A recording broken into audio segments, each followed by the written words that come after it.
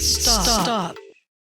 Take the time to question what you believe and think. Because the unexamined life isn't worth living. This is the Whispering Atheist, where truth doesn't have to be loud. You can just whisper. Epistemology. That's the focus of street epistemology. All right. So now let's just move away and have a conversation. Do we think this is a good way to approach talking to, I just want to say, friends and family? I mean, it takes an A-type personality to go out there on the street and start, the word street epistemology gives, that's not what you have to do. It doesn't have to be on the street, out there in the environment. You're talking to your friends and family. Is this an effective way to maybe go about that conversation instead of let's talk about does God exist? And then you guys, then there's this apologetics between you and your friend or your family member, and you're trying to convince them that no, God, it's not likely that God exists, and they're convinced it's obvious God exists. Stepping away from that, is this a better method, better way to approach it? I think that it is a good way to approach it, actually, because of the fact that you're wanting to have a conversation and you want to get it away from the topics that might actually be the topics where you are getting into arguments. I have found personally, just a few times that I've worked on using this technique with some of my friends, that it's a really good approach, because you're taking them down kind of a journey and a path of discovery that they might not have gone down. So you just start off saying, well, how do you know God is real? And eventually I think faith will come up, or they may say they think that faith is a good thing. And you may ask, well, what do you mean by faith? Kind of get that definition out. And what I found is when I say, well, faith is faith really a good way to come to know something? And then point out what a good epistemology would be, like, being skeptical, observing things, the things we do in everyday life.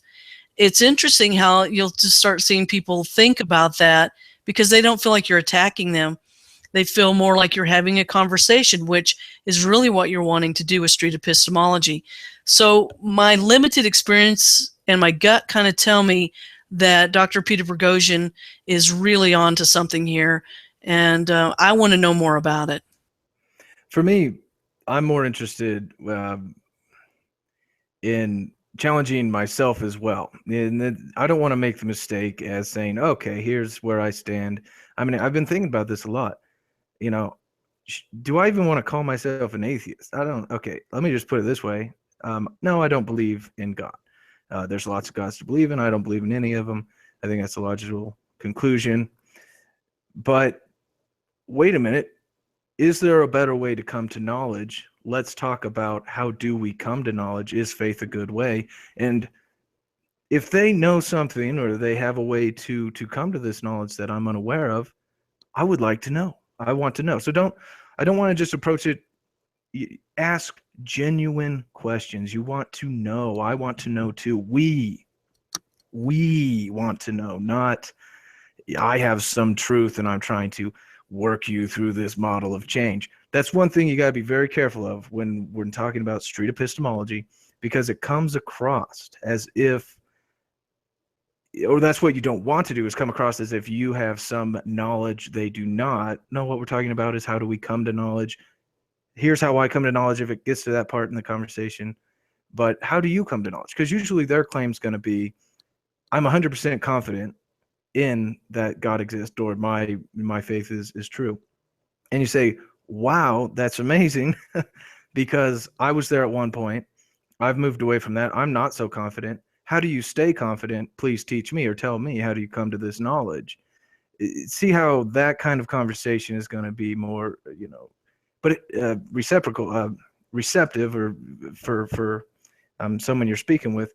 But don't be with the end in mind. Don't think with the end in mind. Think, wait a minute, I need to know too. Be genuine. Ask genuine questions. And if there's a question like, it talks about making the rapport in the methodology, like, well, if you don't give a crap about someone's kid and family, don't ask. But, I'd ask someone, hey, what work do you do?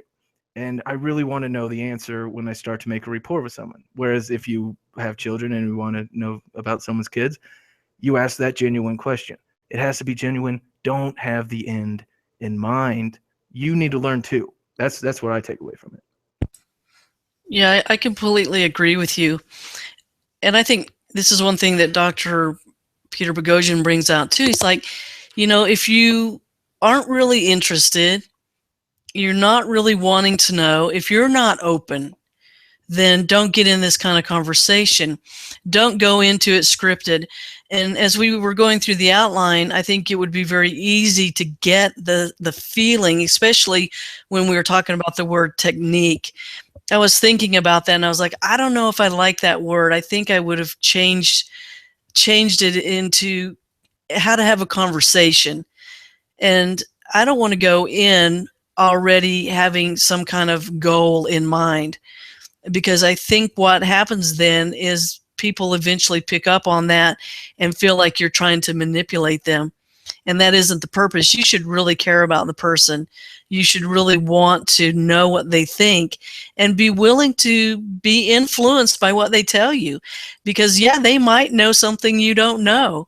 And the goal is, we talked about the goal, like moving people through these stages and that kind of thing. And I think that's true. And I think it's a good thing that you want to do, but not at the expense of a relationship, not at the expense of your own personal growth. So do I think it's a good thing? I do think it's good, but I think the motivation, the way you go about it, if you don't come at this at the right way, you're going to end up being just as bad as the street evangelist that I have personally come to despise and don't really want to maybe even have a conversation. Because a lot of times they're not there to have a conversation with you. They're there just to, give you this information and tell you that take it or leave it, that kind of thing. They're not really open themselves to the possibility that they could be wrong. So I think, yeah, you're right. We have to be willing to step back from thinking about what it is I want to do and where I want to get this person, as to how do I want to help them and how can they help me. So I think that's a better way to do it. I want to come back to the idea, and I agree with everything you said, is the idea of harm. Okay, so we see the harm that can be caused by these belief systems, and I've moved away from that, from wanting to cause harm to these groups that you may not understand, or the other that you don't understand. Now, how do you do that, and how to use street epistemology as a way to do that? It's a collective. So what Peter Boghossian is laying out in his book is a methodology of how to approach the topic of faith, because we've done other podcasts, and faith is just a very difficult thing to talk about, because you're going to get caught up in theology, you're going to get caught up in terminology, philosophy. So coming back, it has to be a collective, and it's just you using this methodology as you run into people in your everyday life with a genuine interest in that individual, and you have a conversation, and you keep it focused on faith and epistemology, and don't get caught up in the other pitfalls we talked about, or that Peter Boghossian talks about. So here's an example. Here's a person that actually does this, and it's Anthony Magnabosco, Magnabosco is his last name.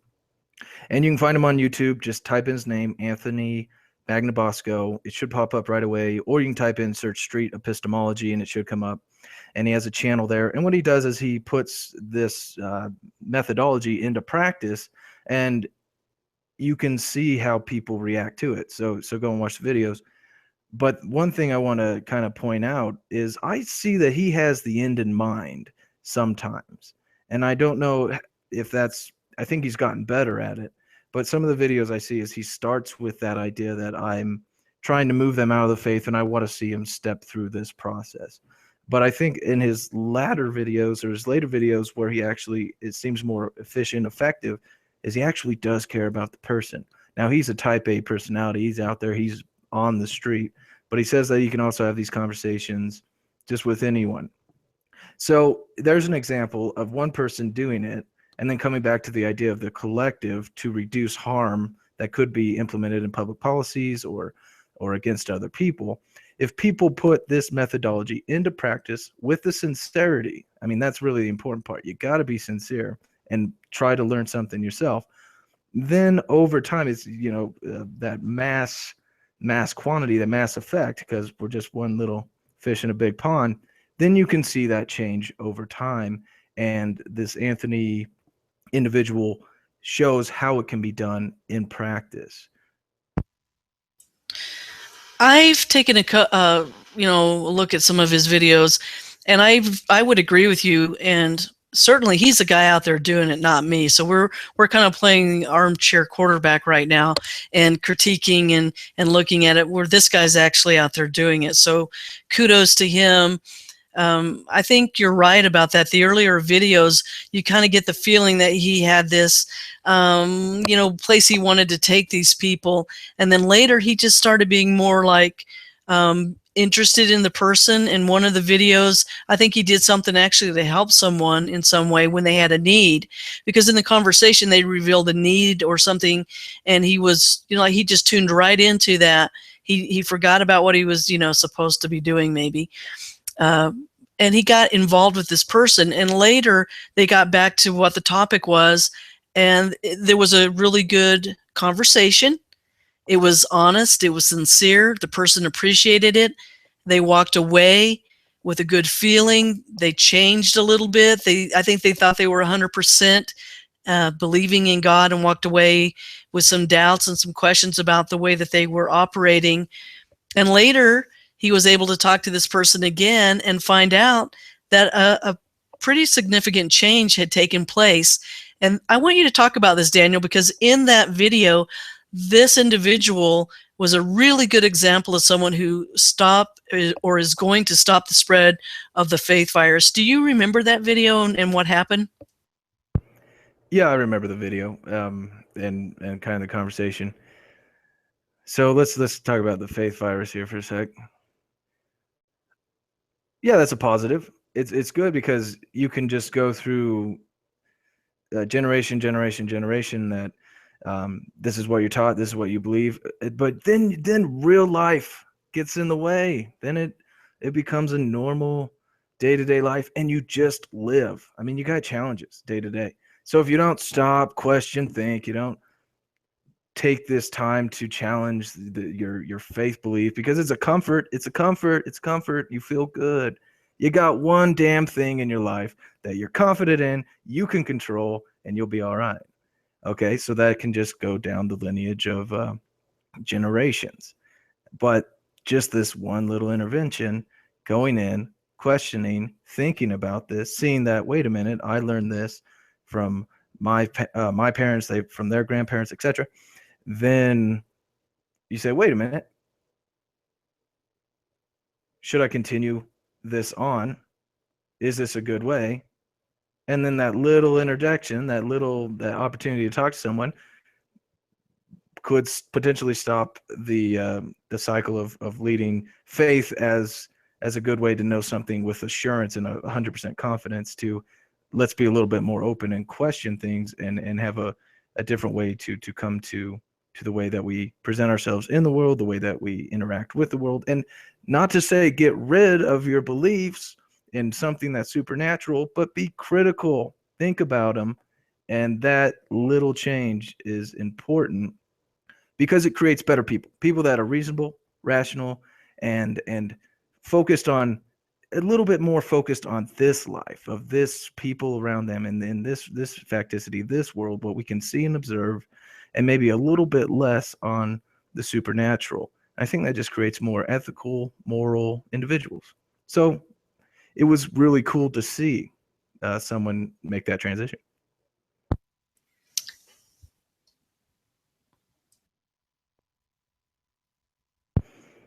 So what do you think? let's think of it this way, though, and I want to propose this. What could this methodology be used by street evangelists? I wonder. Well, I think a lot of it is. I mean, it's not maybe exactly the same, but there's a lot of things that street evangelists do. When I was at Bible college, I was a part of a street evangelism team. And so one of the things we did, of course, when we approached people was to build rapport with them, get to know a little bit about them, find out maybe where they were at in their belief in God. And you find all kinds of people. There were people, generally, though, the people we ran into were not like us. They weren't 100% because a lot of street evangelism was done on a Friday night. People were partying. They were having a good time. What we usually found was people admitting that, oh, they were backslidden, that they needed to come to repentance. They knew what they were doing out on the street that night wasn't right. So there was a lot of that kind of thing happening. So as far as technique, methods, there's some overlap. There are some things that both people are doing. Is that to say that it's wrong? I don't really think so. But where they're trying to go with it is really different. They want to convince you that well, not so much convince you that God exists, but already starting from a point of view that everyone believes in God already. It's just that you're not doing the right things that you need to be doing, or occasionally you might run into someone who maybe they've never heard the gospel. So then you go through the points of what it means to come to know God and those kinds of things. So I guess I can see some overlapping things that happen, but I'm more concerned about maybe where this takes people. Because if it takes people to believe in God through faith with no critical thinking, then you've just given someone the faith virus, and they're going to struggle, and they're going to make some decisions in their life that aren't going to be based in reality. So I see street evangelism as actually being very dangerous, whereas I see street epistemology as the attempt to undo the harm that has been done by those who have infected other people with the faith virus. And I think, I didn't think about this until you and I talked a while back, where we said, well, what about the ethics of it? Is it ethical to go out and do this? What it's going to lead people to? Because some people, when they come out of faith and they get into the realm of reason and they lose God and they lose religion and they maybe lose their faith community or their hope or their whatever, they can go through a very, very dark time. And so is it worth it to maybe risk the fact that somebody might go through a deep, dark depression because they've lost faith? Or do we, as street epistemologists, have enough, and I hate to use the word faith, but belief or whatever, that a person can weather the storm, come through, and actually be better off? I would use the word hope. Do we have hope that they can move through that difficult, not faith, hope that they can get through it? And we could believe it. Here's the thing. I have no firsthand examples except for my own. And once you lose God, once you lose that foundation, and you start relying on reason, and you start searching the facts for yourselves, they're gonna lead you to a different way that you approach the world that can have a psychological impact a lot.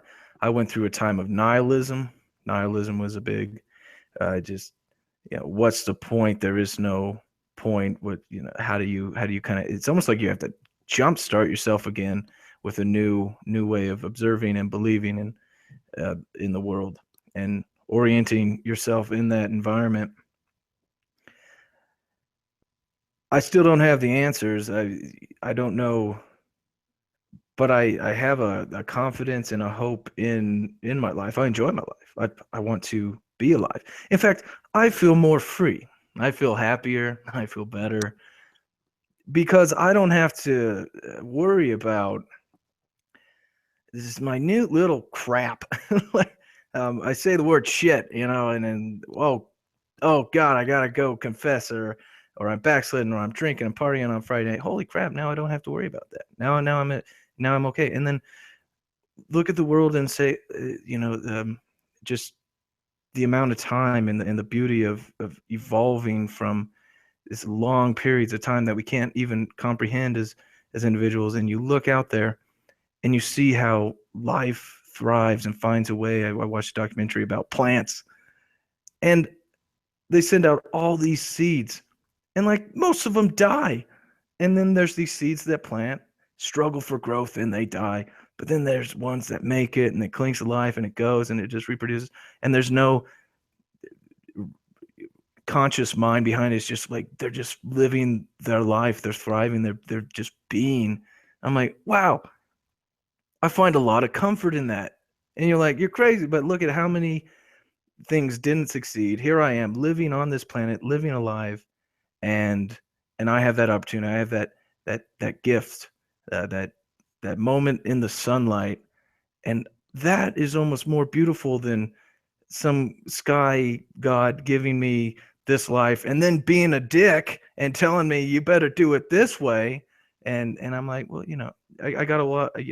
I moved from being under that bondage of a dictator relationship to an association and a oneness with nature and reality, and moving from that nihilism. But coming back to, can everyone do that? I don't know. I don't know, but I did. So I have one point of evidence, and I think there's other points out there if we look. Yeah, I see what you're saying, and I think it's just part of going through the process of, losing faith as your epistemology and going to reason and logic and being more skeptical. So when all of that happens, like it's the 5 stages of change, it sounds really clinical, bam, bam, bam, bam, and you're fine.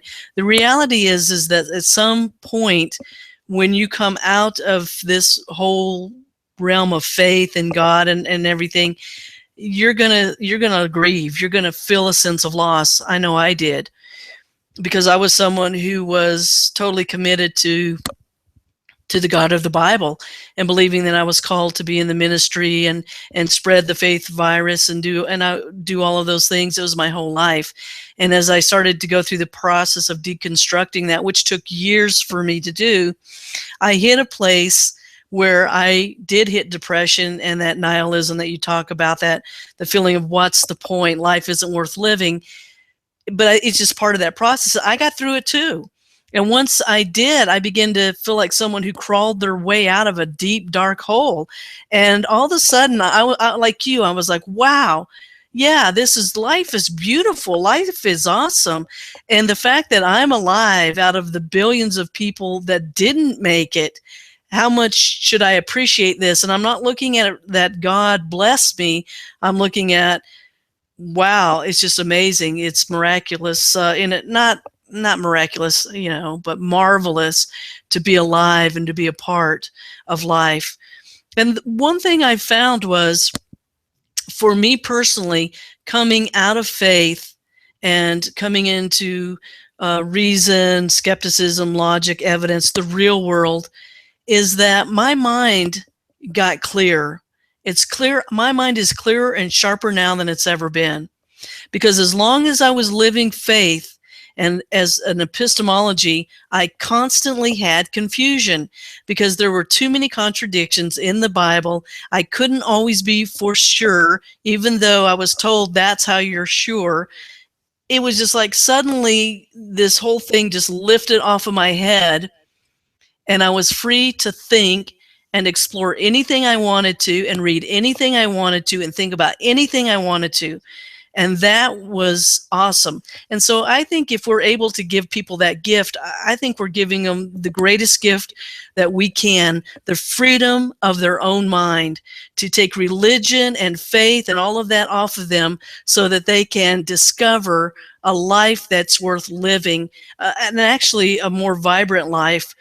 I'm happier now than I've ever been in my life, and part of it is because I have my individuality back, I have my mind back, and I'm not worried about death. I don't care about heaven or hell. I don't believe in their existence. I know that when I'm gone, I'm gone, so I'm going to make the most of this life that I'm living right now, today. And if I can do that for somebody and help them along, I'm going to do that. Well, I think we just knocked the ethics question out of the park there.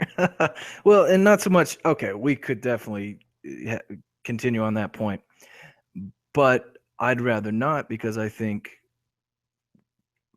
we're genuine in this, and absolutely excited about, like you said, having your mind back, having your individuality, and not fearing death.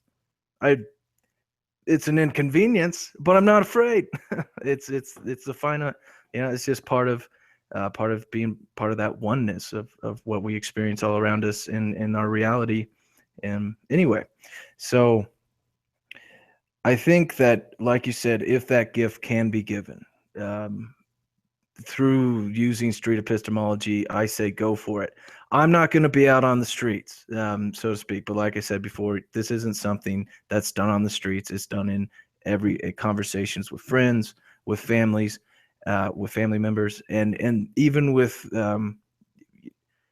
people you run into on the street. But again, keeping that genuine idea. So, of all the things that we've talked about, or the other podcasts that we've done, this one gets me excited. This one makes it's more clear. It's a simpler way to approach it, and you're using the Socratic method to just ask questions, genuine questions, and try to arrive at a good knowledge, a good life, a real life, a more true life. And that's what I like about it.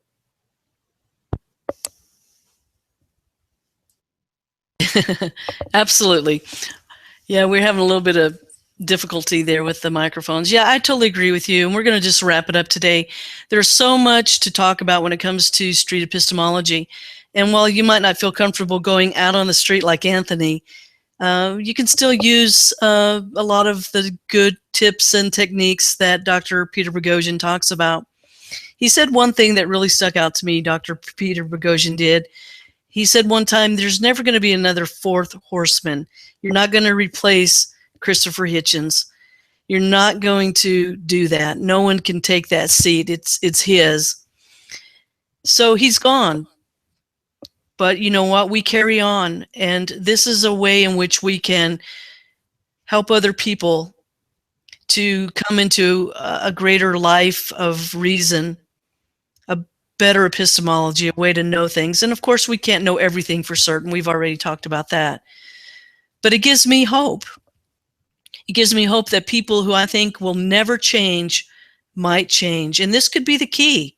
Instead of talking about God or religion or things that cause controversy and bring people into an adversarial relationship, this is a way to keep your relationships good and just talk about faith, have a conversation, be willing to change yourself. And if change takes place in that person, it's only going to be because they chose it. You can't make anybody change, nor would we want to, because we want everyone to be free.